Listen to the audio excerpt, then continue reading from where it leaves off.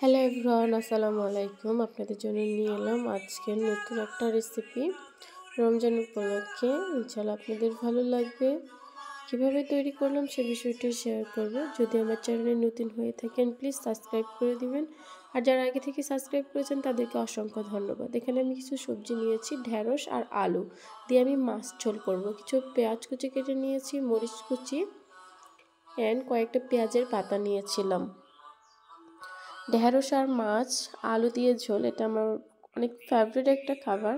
প্রথমে আমি কিছু মাছ কড়াইয়ে দিয়ে হলুদ দিয়ে সুন্দর করে ভেজে নিয়ে এক সাইডে রেখে দিলাম। তুলে নিলেও নেওয়া যায়, কিন্তু যেহেতু কড়াই অনেক বড় ছিল, অল্প তরকারি, তাই সাইডে রেখে দিয়েছি।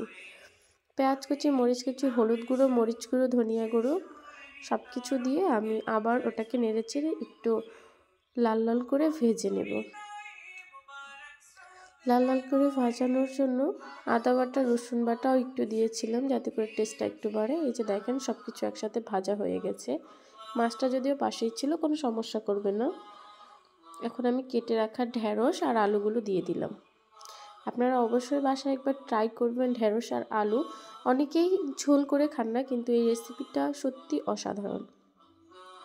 এখন আমি এই ঢেঁড়স আলুটাকে সুন্দর করে নেড়েচেড়ে রান্না করতেছি। মাটির চুলায় রান্না, প্রচণ্ড তাপমাত্রা। এখন কিছু পরিমাণে গরম পানি অ্যাড করলাম। যে দেখেন ব্লক উঠে গেছে। ব্লক ওঠা পর্যন্ত অপেক্ষা করতেছিলাম। এই যে সুন্দর করে আর নাড়ার প্রয়োজন নেই, নাহলে ঢেঁড়সগুলো গলে যাবে।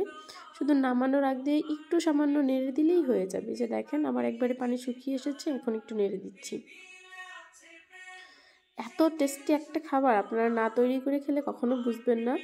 প্লিজ একবার অবশ্যই ট্রাই করে আমার কমেন্ট বক্সে জানাবেন আপনাদের কেমন লাগলো। এখন এই পানিটাকে আরেকটু শুকিয়ে আমি নামিয়ে নেব পরিবেশনের জন্য। এই যে আমি নামিয়ে নিলাম। দেখেন ঝোল ঢেঁড়স একটু এদিক ওদিক হয়নি, অনেক সুন্দর হয়ে গেছে। আশা করি আপনাদের ভালো লাগবে। যদি আমার রেসিপিটি ভালো লেগে থাকে প্লিজ আমার একটা কমেন্ট করে যাবেন।